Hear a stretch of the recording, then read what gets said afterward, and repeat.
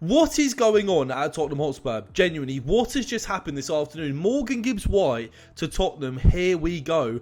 In the space of about 2-3 hours, we got the first inkling that Spurs might potentially be looking at a deal for him, looking at bidding for him, whatever, talking to Nottingham Forest at about 2 p.m. today, 2:30 p.m. today. And by 6 p.m. or 5 p.m, whatever it was, I'm so lost in whatever's happened today, we have signed him. Here we go. His medical is taking place in the next 24 hours. We've signed him for £60 million, which there was some release clause, which nobody had any idea about. I thought the deal was going to be worth way more than £60 million. When I first heard about the news, I was thinking, they quoted City 100 million. Why are we even in for him? Like, how's this going to be possible at all with potentially £80+ million being the minimum that you need to pay for him? 60 million. We've signed Kudus for 55 million and Gibbs-White for 60 million in the space of 2 days. That is not Tottenham Hotspur. That is not the Tottenham Hotspur I know. Now, there have been rumours of cash injections this afternoon, a £300 million cash injection from ENIC. Obviously, we've got so much room with financial fair play that we do not have to worry about that at all this summer or really moving forwards. And I genuinely can't believe it. I can't wrap my head around what's happened. I'm not used to this at my football club. I'm not used to this level of dopamine. I'm used to transfers dragging out for weeks and weeks and weeks and months, having to, get so many news updates and hoping that a story gets over the line, signing 1, 2, 3 players each summer, not 2 in 2 days, not for £150 million combined. That is not Daniel Levy's Tottenham Hotspur. That's not the Tottenham. I'm kind of scared, to be honest. I kind of am a little bit scared, but anyway, we need to talk about Gibbs-White. We need to talk about where he fits in at Tottenham, where I see him potentially playing, who I see him playing with, what that means for some other players. And I'm going to get into all of that in this video. If you are new to the channel, please like and subscribe. That would be greatly appreciated. So much Tottenham content coming throughout the entirety of this season. So if you do want to stick around for that, subscribing is the best way of doing that, really. It'd be amazing for me. So thank you very much in advance, or no thank you if you're not going to. So there you go. But my head's gone. Can you tell my head's gone? I just can't believe it. Morgan Gibbs-White, a quality footballer. We all know this from last season at Nottingham Forest, was a big part of them nearly getting Champions League football, eventually getting Europa League football in the end, finishing 7th. A goal threat, assist threat, creative. I don't think he's an amazing passer. He's not up on somebody like a James Maddison's level of passing, but the way he drives the ball, the way he carries the ball, his defensive work for a number 10 is incredibly impressive as well. Shooting from distance, finishing inside the box, little tricks and flicks. I'll never forget that little flick that he did for Danilo last season. That assist was absolutely beautiful. I can't remember who it was against, but it was the one where the ball got fired across the penalty area and he just had the most deft little touch with his back of his heel to set up Danilo for a goal. Again, can't remember who it was against, but it was amazing. And a lot of people are saying we can't understand the deal. If you've got that kind of money, go and spend it on a 6 or an 8 or defensive cover or a striker or whatever they think Tottenham need. But look, as far as I'm concerned, when you sign a player of this level of quality, you don't turn your nose up at him. You only see that as a positive thing for Tottenham Hotspur, because it only can be a positive thing for Tottenham Hotspur. He raises our ceiling, he raises our floor, he does all of that. And it's incredibly exciting to have a footballer in Gibbs-White, 25 years old, not even in his prime yet, in the England squad at our football club. It's amazing that we can get that deal done in 2 hours.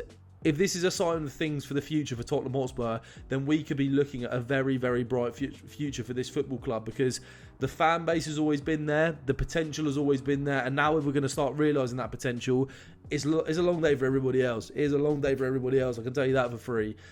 Now, in terms of where Gibbs-White will fit into this system, there's a few things that obviously, the major flags, I'm not going to call them red or green flags really, but the major things to flag instantly is James Maddison. I've kind of got all of our attacking players onto this board because we've got a lot to talk about. Mohamed Kudus obviously signed. Dejan Kulusevski, Morgan Gibbs-White and James Maddison, who can all play in that number 10 role for Tottenham Hotspur. They can all operate in similar areas of the pitch. I'd say that Gibbs-White and Maddison are more similar, and Kulusevski and Kudus are more similar as well. Obviously, those two can both play off the right-hand side.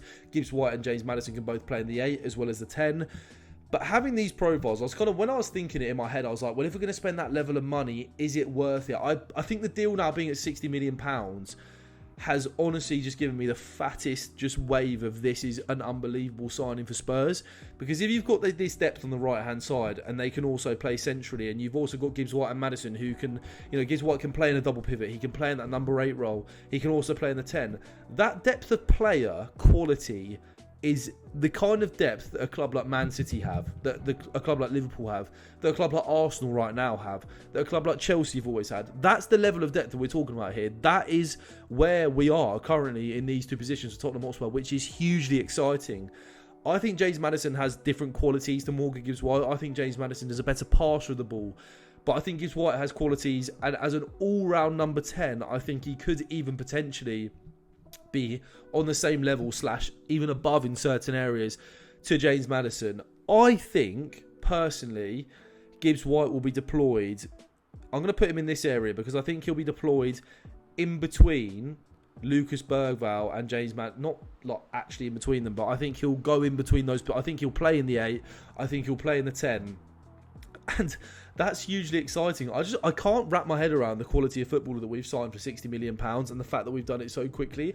I haven't had any time to really process the transfer. I might do a more in-depth sort of video on it maybe tomorrow or at a later date. I just wanted to get this out because I'm so excited by it. And I hope you can tell how excited I am by I'm speaking in the video. But if you've got those three as your primary options for the 10 and the 8, you've obviously got Pat Matasar who can play in there as well.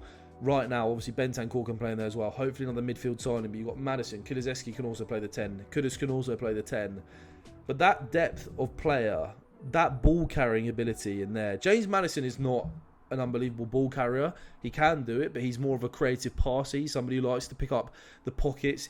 He can play in the same midfield as Gibbs-White. There's absolutely no doubt about that for me.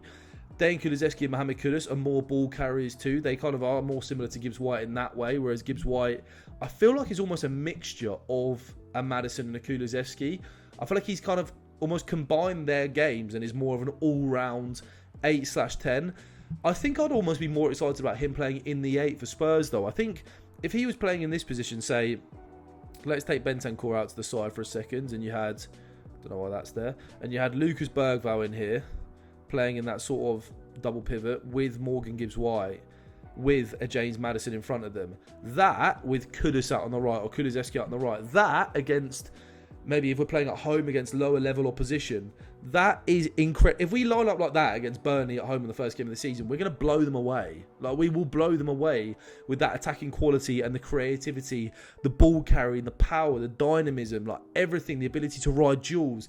It's nuts, that quality and that depth of quality. And again, I feel like Spurs fans are always more cautious when it comes to, like, where does he fit in? Okay, we've already got a player in that position. That doesn't make any sense then. Because we're not used to that. We're not used to having that level of quality in those positions to sort of lean upon and to look at all those options and look at it in a positive light. But the amount of ways Thomas Frank is going to go with this squad and going to be able to go with this squad is so hugely exciting to me. Like I said, you can have Kudus playing off the right. You can have Johnson off the right. You can have Kulusevski off the right. You can have those two in the 10 as well with Gibbs-White and Maddison. You can have Gibbs-White in the 8 as well with Bergvall and Bentancur. You've obviously got Odegaard, Tell, Son, different profiles on that left-hand side. Mikey Moore potentially in there as well. Solanke, Richarlison, if we sign a backup striker as well and Richarlison goes out the door, that makes it even more exciting, you know what I mean? And Gibbs-White is somebody who's going to add lots in different areas of this squad. I think a thing with Tottenham was raising the technical level of this squad. You look at the likes of Johnson, Son, Tell, you know, even Solanke in parts, Richarlison, you know, Bentancur, Bissouma. A lot of these players don't have really high ceilings technically and can look after the ball extremely well, evade, you know, win their duels, evade tackles, you know, get the ball under pressure and perform under pressure. Gibbs-White and Mohamed Kudus are two players that I believe will take Tottenham to a different level in terms of those aspects of the game. And, I mean, you think about Gibbs-White if we're playing, for example, away at the Emirates or away at Anfield or away at Stamford Bridge in a game where it's a little bit more transitional for Tottenham and you need that ball-carrying presence and power. Think what he's done for Nottingham Forest against those kind of sides this season, playing for a side who hit teams on the transition. In those bigger games, that is an amazing profile for us to have, an amazing profile. He's somebody who can score goals from outside the box as well, which, apart from probably Sonny and Maddison, and now Mohamed Kudus as well, that's not something that we really had before either, especially in that midfield. You've got Bergvall, Bentancur, Bissouma, Sarr in there. Sarr can do it, to be fair. He does have a strike in him, but you don't really have that consistency of a threat shooting from outside the area from that midfield. Gibbs-White now gives you that. He gives you that straight away. I believe he was in the top 10% of duels won, tackles won, interceptions for attacking midfielders in the Premier League and across Europe last season as well, which goes to show you that side of his game too is so elite for a number 10. And I think the thing with Gibbs-White as well is the ceiling. What can Thomas Frank turn Gibbs-White into? What is Gibbs-White going to look like playing in a better system with better players, a more dominant system, maybe less of the pressure on him as well as a sole creator, playing with players like James Maddison, Kulusevski around him, playing off Dominic Solanke? What is his game suddenly going to look like? What level are we talking about here with Gibbs-White? Because this is somebody that City wanted. This is somebody that Liverpool have looked at in the past. This is somebody that lots and lots of top clubs have wanted and looked at, and he's so highly rated at England level too. You've seen that with different coaches, how highly Lee Carsey spoke about him as his under-21s coach. He's been in the last Tuchel squad as well. This is a player who, for £60 million, I can't believe we got him for 60 million. Genuinely can't believe it.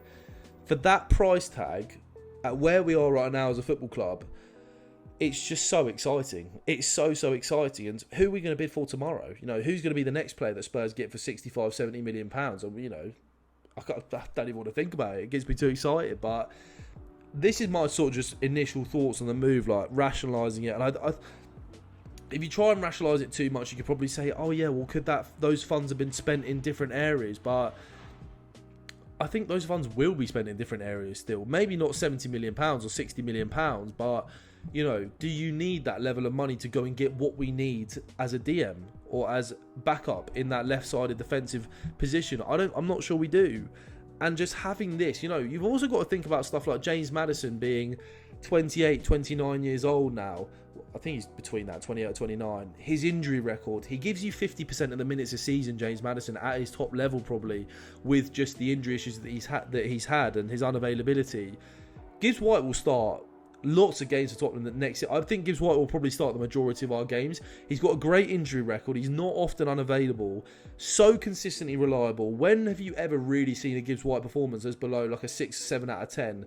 He's so consistently brilliant with his performances. He's so reliable. He was captain at Nottingham Forest as well. There's that leadership. I love the traits that him and Mohamed Kudus have. By the way, if you want to see my Kudus video, I've already released that on my channel, which is why I'm talking a lot less about him and more about Gibbs-White, obviously. So go back and watch that if you wanted to get more of an in-depth on him. But those two give you that sort of bite, that edge, that mentality that I think we also need more of at Spurs. Like, you could have argued last season 100% that team was too nice, that Tottenham team was too sort of maybe not enough leaders, not enough charisma in that team, not enough players who are going to go and grab the game by the scruff of their neck. Gibbs-White, Mohamed Kudus will grab the game by the scruff of their neck every time. It might not always come off for them, you know, but their dribbling ability, their ball carrying ability, they're players who go towards the ball rather than run away from it. They are demanding it. They are constant. They're relentless in their work ethic and their sort of want to get the ball and to dribble and to move, play forward and to benefit their sides. That is what's so exciting. There's so many sort of intangibles, I guess, that are so exciting with these two players that I'm giddy. Can you say I'm giddy with this signing? That I really, really am. If you told me a week ago Spurs would have signed Kudus and Gibbs-White, I'd have laughed at you. I would have laughed. I'd have been like, what are you on about? We don't have the capacity for that. That was just not going to happen. And yet here we are, sat here a week later and we signed both of them. It's serious moves. It really, really is. It's serious moves. I'm so excited for Reading next Saturday, our first pre-season game. I'm so excited to sort of unpack that. I'm going to the game, but when I get back, I'm going to unpack all of it. And yeah, I'm so excited to see this team play. I'm so excited to see what we do under Thomas Frank, how he goes into pre-season with his plans for these players. That's the other thing, is that we don't know what Thomas Frank's plan is for Gibbs-White. We don't know what his plan is for Maddison or for Kulusevski or for Mohamed Kudus. That's what's so exciting. We sort of have a blank canvas with all these players now and all this talent, and we're going, show us the way, Thomas. Show us the way, Thomas, the tank engine. You know what I mean? That's part of the reason I'm so excited for it too. I'm excited for the dopamine of the announcement videos for both him and Kudus now. It's just going to hit different. Let me know your thoughts on all of this in the comment section down below. Let me know what you want to see Tottenham do next, what you think of the Gibbs-White signing, how you think he fits in, how excited you are about what the potential future of this football club could look like with the signs that we're getting over the past week. And yeah, that's my initial thoughts. I'm going to do a much more in-depth sort of tactical breakdown on Gibbs-White and where he fits in over the next probably couple of days, so look out for that as well. Like I said, if you are new to the channel, please subscribe. But yeah, What a whirlwind of a day for Tottenham fans. I hope you're as excited as I am. I hope that you can get as excited about this signing as I can, because Morgan Gibbs-White is a Tottenham player. It's not quite official, but it will be soon. And that is something you should be excited about.